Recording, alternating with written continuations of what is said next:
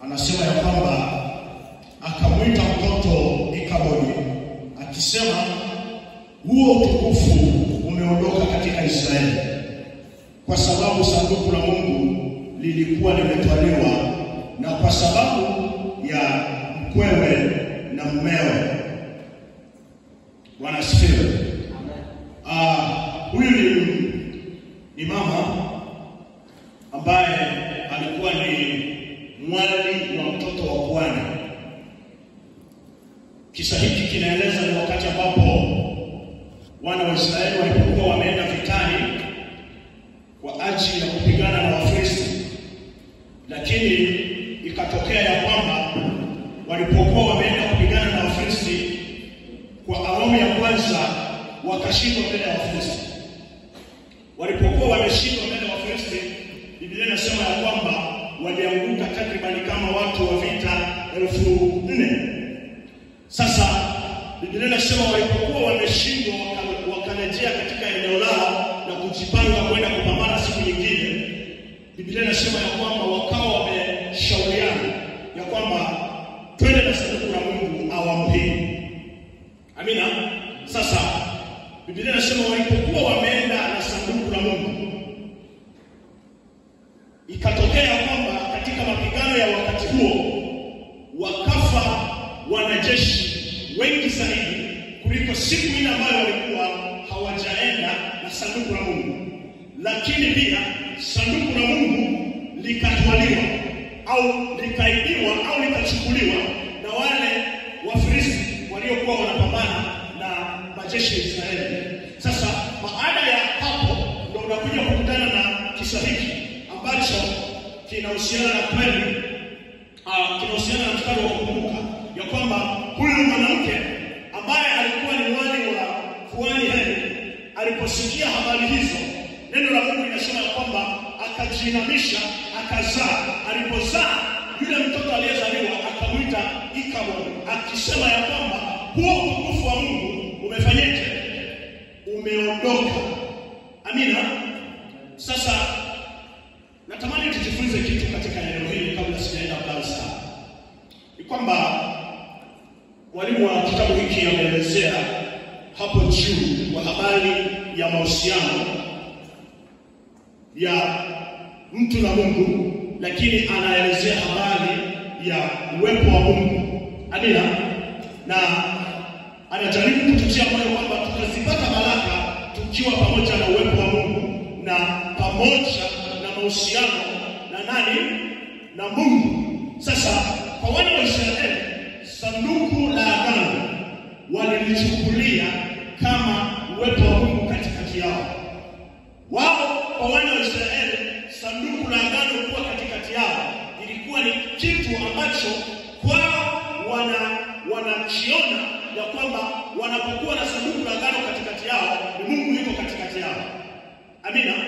Na ndio maana tutakuja kuangalia mstari ambao tunaenda kuangalia hapo kwenye sura ya 4 kwenye maandiko ya somo, kwenye sura ya 4 mstari wa 12 na hadi mstari wa 17. Utakuja kuona ya kwamba wakati ambapo sanduku lilipokuwa limechukuliwa, yule mtu mmoja ambaye alikuwa amepona katika ile vita alipeleka habari.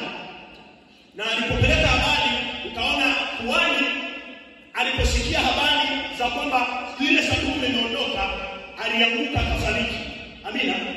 Na yule mtu alipokuwa akipeleka habari katika ile eneo la wanajeshi au ile eneo la wananchi wa Israeli, Biblia inasema kwamba alikuwa amelarua nguo na amejitia mavumbi katika kichwa chake, kwa ishara ya kwamba alikuwa anasikitika, anaona ya kwamba tumepata fezea, sanduku la Mungu limeondolewa katikati yetu.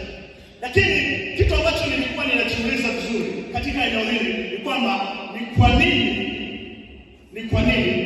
pamoja na kwamba sanduku la Mungu lilikuwa linaashiria uwepo wa Mungu katikati ya wana wa Israeli, lakini walienda nalo vitani wakawa wanatua.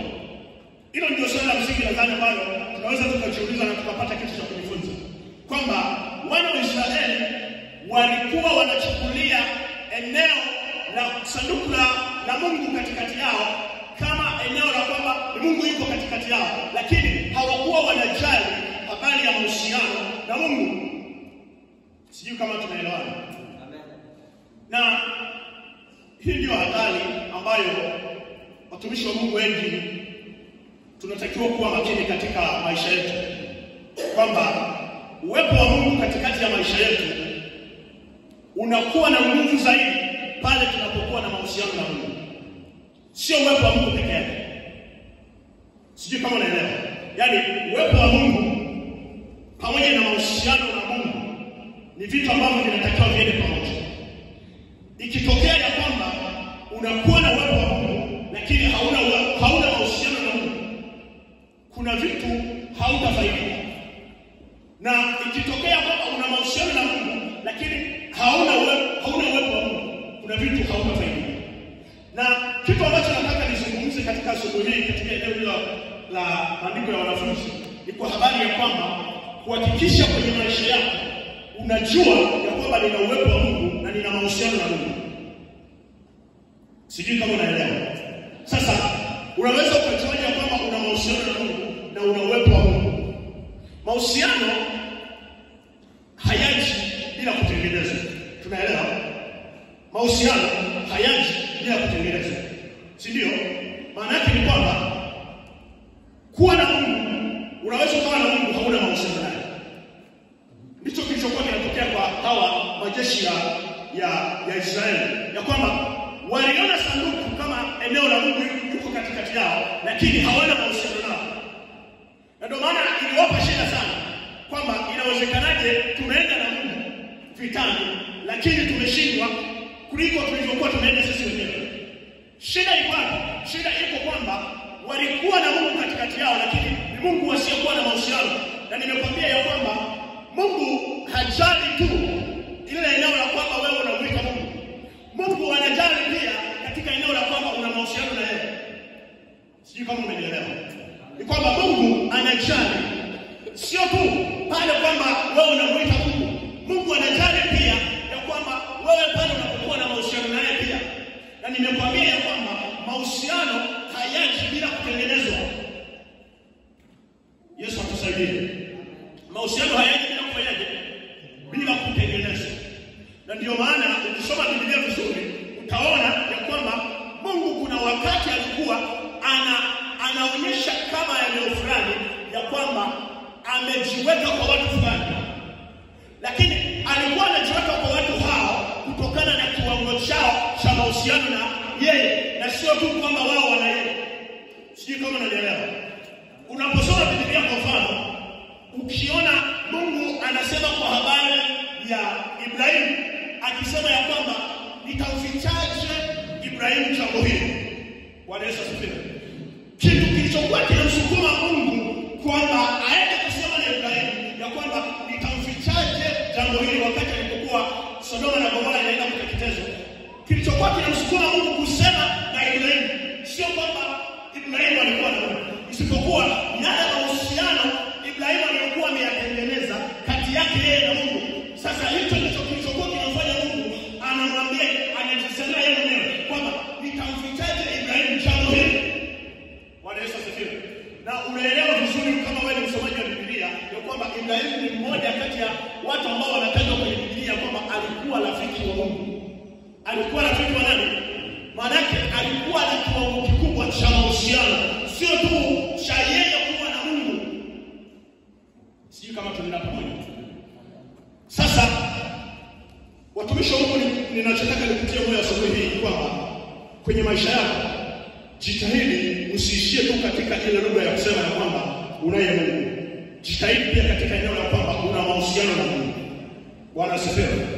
Hii itakuwa na nguvu zaidi kwenye maisha yako, na kuna vitu utafaidika kutokana na ile kiwango cha mahusiano na Mungu. Ukisoma kwenye kitabu cha Mithali, Biblia inasema ya kwamba siri za Mungu ziko kwa wamchao. Siri za Mungu ziko kwa wamchao. Sasa unaweza usielewe vizuri ile andiko kama wewe si mtu ambaye unajua ile namna ya kutafuta mahusiano na Mungu. Maana ni kwamba siri za Mungu hazipatikani hivi hivi kwamba wewe unaye Mungu. Lazima kuwe na kitu ambacho unaenda mbele hatua zaidi. Bwana Yesu asifiwe. Maana kitu kinachohusiana na habari ya mahusiano ni kitu ambacho kinaenda hatua mbele zaidi kidogo. Yaani si kitu ambacho tunaposema. Labda nitolee mfano hivi. Iko hivi. Ni wangapi wanafahamu rais wa Tanzania hii? Wote nadhani tunafahamu ya kwamba ni Mama Samia Suluhu Hassan, si ndio? Lakini ni kwa namna gani unanufaika naye pamoja na yeye kuwa rais? Utakuja kugundua ya kwamba ili uweze kunufaika naye mpaka iwe imetokea sababu ambayo ni uzito ambayo inatakiwa yeye kumlea, si ndio? Lakini fikiria mtoto ambaye ni mtoto wa mama rais, yeye ananufaika nini? Au ana faida ya namna gani ambayo yeye pamoja na kwamba ni mtoto, lakini yeye anakuwa na benefit zaidi kutokana na kwamba rais sio rais kwake tu peke yake. Sio kama unaelewa. Yaani mtoto wa rais anakuwa na benefit zaidi kwamba rais kwake sio rais tu peke yake. Rais ni mzazi wake pia. Maana yake kuna vitu ambavyo anaweza kuvipata nje na urais akivipata katika eneo la kwamba huyo ni mtoto. Maana yake ni nini ninachotaka kukuambia? Kwamba mahusiano huwa yanafichua vitu ambavyo wakati mwingine usingevipata kwa namna ya kawaida. Unaelewa? Kwamba kuwa na mahusiano na Mungu ya ndani yanaweza yakakufichulia vitu ambavyo ni vya ndani kuliko ile kawaida ambayo usingeviona kirahisi. Bwana Yesu asifiwe. Sasa ninachotaka na natamani tuendelee kidogo hapa kwamba katika maandiko ya somo Samueli hii wa kwanza ile sura ya mstari wa 12 hadi 17 anasema basi mtu mmoja wa Benyamini akapiga mbio kutoka mle jeshini akafika Shilo siku ile, hali nguo zake zimeraruliwa na mavumbi kichwani mwake. Alipofika, tazama, Eli alikuwa ameketi kitini pake kando ya njia akingojea, maana moyo wake ulitetemeka kwa ajili ya sanduku la Mungu. Na yule mtu alipoingia mjini akatoa habari, mji wote ukalia. Sema mji wote ukalia. Mji wote ukafanyaje? Ukalia. Kitu ambacho nilikuwa ninajifunza katika eneo hili ni kwamba wana wa Israeli walikuwa wamekuwa na siri, pamoja na kwamba walikuwa hawajajua ni nini wanafanya, ila kuna siri moja walikuwa wanayo. Walikuwa wameupa uwepo wa Mungu tafsiri kwenye akili zao. Walikuwa wameupa uwepo wa Mungu tafsiri kwenye maisha, kwenye akili zao, kwamba sanduku la Mungu likiwa katikati yao, ni Mungu yuko katikati yao. Sanduku la Mungu likiondoka katikati yao, ni Mungu ameondoka kwenye katikati yao. Wanawake walikuwa na tafsiri. Na hiki ndicho kilichokuwa kinawasumbua walipoona ile sanduku limeondoka. Bwana asifiwe.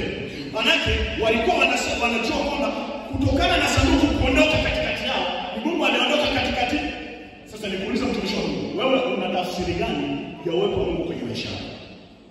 Una tafsiri gani ya uwepo wa Mungu kwenye maisha yako? Kama hauna tafsiri yoyote inayoelezea habari ya uwepo wa Mungu kwenye maisha yako, utaishi tu. Hautakuwa na uelewa ya kwamba unao uwepo wa Mungu au hauna. Bwana asifiwe. Yaani kama hauna tafsiri kwenye akili yako ya kwamba uwepo wa Mungu kwako ni kitu gani, hautakuwa na ile namna ya kujua uwepo wa Mungu ukiwepo katikati yako au uwepo wa Mungu usipokuwepo katikati yako. Utakuwa tu unaishi kawaida. Bwana asifiwe.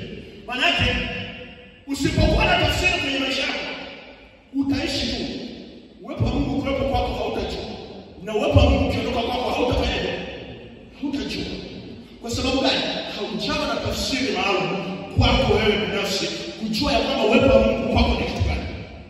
Ukijua ya kwamba uwepo wa Mungu kwako ni kitu gani, utahakikisha ya kwamba hicho kitu ambacho umekipa tafsiri hautakiacha kukifanya, kwa sababu unajua ukiacha kukifanya kitazuia uwepo wa Mungu au kitauondoa uwepo wa Mungu kwako. Sio kama unaelewa. Kama hauna tafsiri kwa habari ya uwepo wa Mungu, hautajua uwepo wa Mungu ukiwepo maishani mwako, hautajua uwepo wa Mungu usipokuwepo maishani mwako. Na hiyo ni hatari. Bwana asifiwe. Hiyo ni nini? Ni hatari. Kwa sababu kuna nyakati ambazo utafikiri una uwepo wa Mungu na utahitaji kwenda kufanya vitu ambavyo vinahitaji msaada wa uwepo wa Mungu, na utashangaa unaingia katika hilo eneo na hautaona msaada. Na chanzo cha watu wengi kufikia eneo la kuanza kutangatanga katika eneo la mahusiano na Mungu ni kwa sababu hawana tafsiri ndani yao inayoelezea habari ya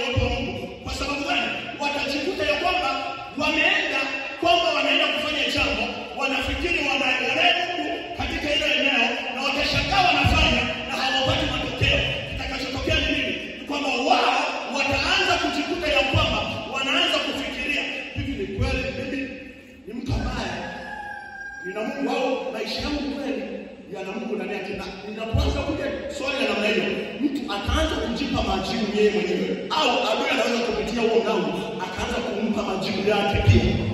Na atakapoanza kumpa majibu yake, sasa ndipo itakapojitokeza ile kwamba majibu atakayoyapata ndio itakayompelekea sasa kwamba aanze kufanya kitu gani. Kuna watu wengi waliomba na walikwenda kuomba hawakujibiwa. Waliposhindwa kujibiwa, kuna wengine waliacha wokovu. Walifikiri kwamba Mungu hawasikii. Ila sio kwamba Mungu alikuwa hawasikii, walikuwa hawana tafsiri ndani yao ya kwamba pamoja na kwenda kuomba walikuwa na uwepo wa Mungu, walikuwa wamesimama katika mapenzi ya Mungu. Kwa sababu haitoshi tu kwamba unaenda kuomba Mungu. Mungu anajali pia kwamba uko kwenye mapenzi yake na kwenda kumwomba. Sasa usipojua, hautajua ni nini kinachozuia yale maombi yako unayoomba. Usipojua tu wanasikia. Sasa natamani niendelee kidogo. Nikimbie kabisa kutokana na muda wetu, tuna dakika 6. Nataka nikimbie. Anasema naye aliposikia kelele za kile kilio akasema, maana yake nini kelele za kishindo hiki? Yule mtu akafanya haraka akaenda akamwambia Eli. Basi Eli umri wake umepata miaka 68 na macho yake yamepofuka hata asiweze kuona. Yule mtu akamwambia Eli, mimi ndimi niliyetoka jeshini, nami leo hivi nimekimbia toka jeshini. Naye akasema, yalikwendaje mwanangu? Yeye aliyeleta habari akajibu akasema, Israeli wamekimbia mbele ya Wafilisti, tena watu wengi wamekufa pia, na sanduku la Mungu limetolewa. Bwana Yesu asifiwe. Niongee jambo lingine wakati ninaenda kusoma kwa kuharakisha kidogo. Ni kwamba wana wa Israeli walikuwa wanaumia sana walipokuwa wanagundua kwamba Mungu hayupo katikati yao. Bwana asifiwe. Wana wa Israeli walikuwa wanaumia sana walipokuwa wanagundua Mungu hayupo. Nilikuwa ninajitengenezea picha mimi binafsi kwenye maisha yangu kwamba hivi ningekuwa na uzito kiasi hicho ninapogundua ya kwamba sina uwepo wa Mungu, nijitahidi kumtafuta hata kwa machozi, ningekuwa nina kiwango gani leo? Mimi binafsi nilikuwa najiuliza, najitengenezea taswira kwamba ningekuwa na kiwango gani leo. Wana wa Israeli walikuwa wanaumia. Mara nyingi nimegundua ya kwamba wakati mwingine unaweza ukajikuta ya kwamba uwepo wa Mungu umeshaondoka kwenye maisha yako na haufili chochote. Haufili chochote. Yaani kuna watu wameshapoteza uwepo wa Mungu. Wengine kabisa wakifahamu ya kwamba tumepoteza nini? Yaani mtu anaenda kufanya dhambi na anajua kabisa kwamba nimefanya nini? Na anajua uwepo wa Mungu umeondoka ndani yake. Lakini kitakachotokea kwake hafili chochote. Haoni uchungu kwamba ameupoteza uwepo wa nani?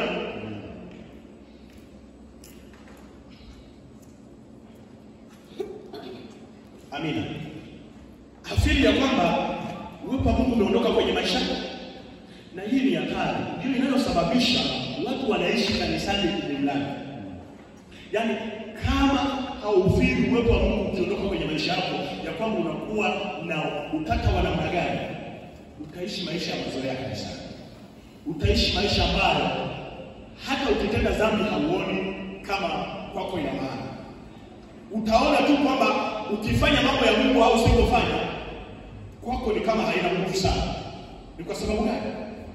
Haufili kwamba nisipokuwa na uwepo wa Mungu mimi ni mtu wa namna gani? Bwana Yesu asifiwe. Naomba nikimbie haraka. Niende kwa habari ya kuhusu somo. Inasema hivi, sanduku la Mungu lilikuwepo Shilo wakati wa vita na Wafilisti. Waisraeli walishindwa, wakaamua kulichukua sanduku na kwenda nalo katika vita iliyofuata, wakidhani kwamba itawaletea bahati nzuri. Waliposikia ya kuwa sanduku lipo ndani ya kambi ya Israeli, waliogopa.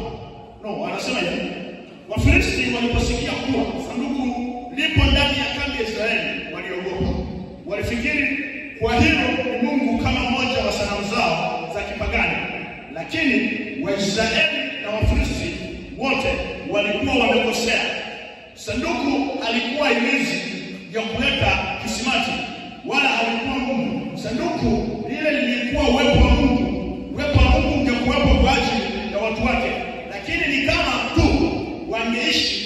uhusiano wa kiagano na yeye, huo ndio ungekuwa ufunguo wa ushindi. Unaona kwamba tafsiri zao ziliwaletea shida kiasi kwamba wakati huo Mungu pia alishindwa kutokea kuwasaidia. Na kitu ambacho kilikuwa kinamsumbua kwamba wao wana wa Israeli hawakuwa wanajua kama wanakosea katika ile tafsiri yao, lakini adui anawaona hawa watu ni kama watu waliopata nguvu zaidi kutokana na ile sanduku la Mungu kuingia kwao. Lakini hawajui kwamba pamoja na kwamba wao wanajiona kwamba wamepata nguvu zaidi kutokana na sanduku la Mungu kuwepo katikati yao, lakini adui anashindwa kujua ya kwamba sasa ikiwa ni kwamba, na kitu ambacho mtumishi wa Mungu kimekuwa kikinisogea ya kwamba adui anapokushinda anafikiri pia amemshinda Mungu wako. Kumbe tu wewe ni kwamba umepoteza tu mahusiano. Na kutokana na ile kupoteza mahusiano, ukishindwa na adui anafikiria kwamba umefanyaje? Na Mungu wako ameshindwa, maana yake Mungu wako ni dhaifu. Lakini nisiende huko zaidi, niseme tu kwa habari ya kwamba hii swala la kwamba tafsiri iliyowasababishia wakashindwa. Sasa adui alikuwa na tafsiri tofauti wakati wana wa Israeli walipokuwa wanashangilia, wanarukaruka kama sanduku la Mungu limeingia katikati yao. Walikuwa adui anawaona kama watu tishio. Amina. Ninachotaka kusema hapa ni nini? Kwamba kwenye maisha yako unaweza ukajikuta kwamba kama haujui ndani yako uwepo wa Mungu una maana gani. Unaweza ukafikiria wewe kutembea na Biblia au kuimba haleluya ukafikiri ni tishio kwa hiyo. Bwana Yesu asifiwe. Na adui anaweza akakuangalia tu kwa macho, na moja kati ya kitu ambacho naweza nikasema nikasiwaogopesha kwamba adui hakuogopi tu vile unapokuwa unasema. Adui anakuogopa wakati anapokuwa amekuja kukujaribisha akaona umshindi. Sijui kama unanielewa. Adui hakuogopi tu eti kwa sababu alikuona unasema, eti kwa sababu alikuona unaimba, eti kwa sababu alikuona umebebelea Biblia. Adui atakuogopa wakati ule ambapo atakuwa amekuja kujipima na wewe, akagundua kwamba una nguvu na yeye ushinda.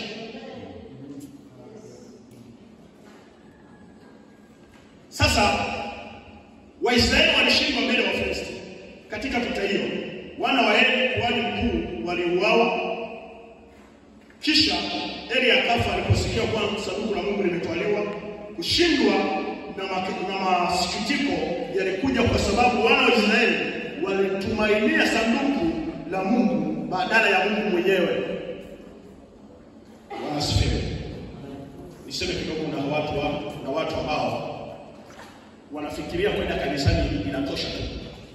Wao hawajiangalishi na habari ya kwamba wana mahusiano kiasi gani na Mungu. Wanaenda kumwabudu kanisani.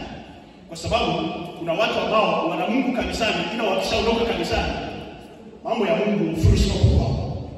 Yaani wanapokuwa wameingia kanisani haleluya, lakini wakitoka nje ya kanisa wao na Mungu ni kama wanakuwa wamemwacha hapa mlangoni, kwamba walipoingia ndani ya kanisa au ndani ya ibada wanaona kwamba tu imetosha. Wao walikuja kumwabudu Mungu na wanaamini kwamba wanaye Mungu. Lakini Mungu hauendaye tu kwa sababu umekuja hapa kanisani. Mungu unakuwa naye unapokuwa kanisani na unapokuwa nje ya kanisa. Na kitakachokutafsiri wewe ya kwamba Mungu wako wewe unampa uzito kiasi gani ni yale ambayo unayatenda ukiwa nje na kanisa. Bwana Yesu asifiwe. Sasa nataka nikimbie sababu muda wangu unaisha kabisa. Ili niruhusu pia kama tutakuwa na swali. Anasema hivi, Wafilisti walichukua lile sanduku na kuliweka hekaluni mwa sanamu ya Dagoni. Kesho yake asubuhi sanamu ya Dagoni ilikuwa imeanguka chini kifudifudi mbele ya ile sanduku. Wakasimamisha tena. Siku iliyofuata ikaanguka tena mbele ya sanduku. Mara hii Dagoni alikuwa amevunjika. Wafilisti wakaogopa. Wakalirudisha ile sanduku Israeli na wakafurahi kuwa limeondoka kwao. Watu wa Beth-Shemeshi walifurahi kuliona sanduku limerudi. Israeli walishangilia kwa muda, kisha wakaamua kuchungulia ndani mwake. Hii ilikuwa ni mwiko, ni tendo la utovu wa heshima. Hakuna mtu yeyote aliyeruhusiwa kuangalia ndani ya sanduku lile. Matokeo ni kwamba Mungu aliwaadhibu na watu 70 wakafa siku hiyo. Hivyo watu wa Beth-Shemesh hawakulitaka tena lile sanduku, wakalipeleka nyumbani kwa binadamu. Bwana Yesu asifiwe. Niseme neno moja kidogo katika hili. Niseme tu ni kwamba usipojua kiwango cha mahusiano yako wewe na Mungu, utajikuta unaingia katika eneo la mazoea. Kuna watu wameshafikia eneo la kufikiria kwamba wanamzoea Mungu. Yaani Mungu kwao ameshakuwa kitu cha kawaida. Sijui kama unanielewa.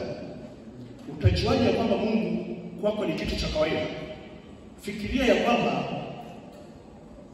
wewe, kuna watu wanaonywaga kabisa kwa neno la Mungu ya kwamba tumishi wa Mungu, samahani sikutolea mfano kwa nia mbaya, ila kwa mfano labda wewe umekengeuka au umefanya kinyume, neno la Mungu likaja kwako kwamba mtumishi wa Mungu, badilika, kitu unachokifanya sio sawa. Kitakachofanya ile neno liwe na nguvu kwako ni jinsi ambavyo unachukulia kwa uzito mahusiano yako na Mungu. Unaweza ile neno lisikusaidie pamoja na limetoka kwa Mungu. Kutokana na nini? Kama umeshafikia eneo la kwamba umepoteza ule uzito katika mahusiano yako na Mungu, unamchukulia Mungu kwa kawaida, nikwambia mtumishi wa Mungu ya kwamba utakuwa umefika katika eneo ambalo ni hatari kwenye maisha. Kwa sababu kuna wakati ambao utakuwa unaishi maisha ambayo unafikiri unamtukuza Mungu, kumbe uko nje kabisa na yeye, kutokana na yale mazoea. Ninachotaka kusema ni nini? Ni kwamba dumisha ule uzito kwa Mungu. Nimekuaga nikiona ya kwamba mtu anapookoka anakuwa na nguvu sana kuogopa hata wakati anapotenda dhambi. Anataka kutenda dhambi, mtu anasikia hatia, mtu anaamua kwenda kwa mtu au kumchungaji au kumtumishi kumwambia kwamba mimi nimetenda dhambi, naomba unisaidie nifanyike niweze kuvuka. Lakini ikifikia eneo la kwamba uzito umeondoka ndani yako, utatenda dhambi na utatamani watu wasijue. Hiyo ni sana sehemu sasa kujua kwamba uzito wa Mungu umeondoka ndani yako. Yaani utatamani watu wasijue, utajificha. Na wakati huo wewe utakuwa unaendelea kujisimamisha na kuambia watu kwamba ni nani Mungu, wakati huo unajua hapa.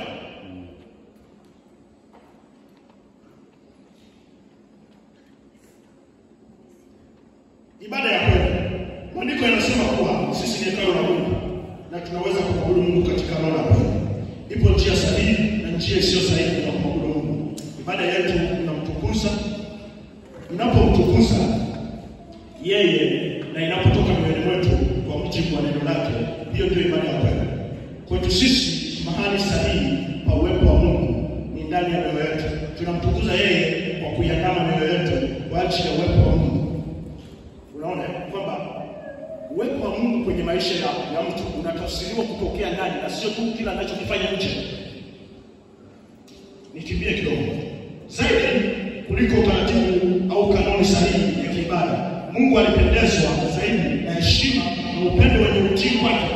Leo hii lazima tuepuke kumhusisha sana Mungu na desturi zetu za ibada kiasi kwamba tunaanza kuthamini desturi hizo kuliko nguvu za Mungu. Hilo ndilo lilokuwa kosa la Israeli, lililosababisha kushindwa vitani na tanzia zaidi. Kuna hadithi inayohusu mwangalizi aliyekuwa na pikipiki aliyoitumia kuwatembelea watu wake, lakini kila mara alilalamika kwamba anatumia fedha nyingi sana kuyaendea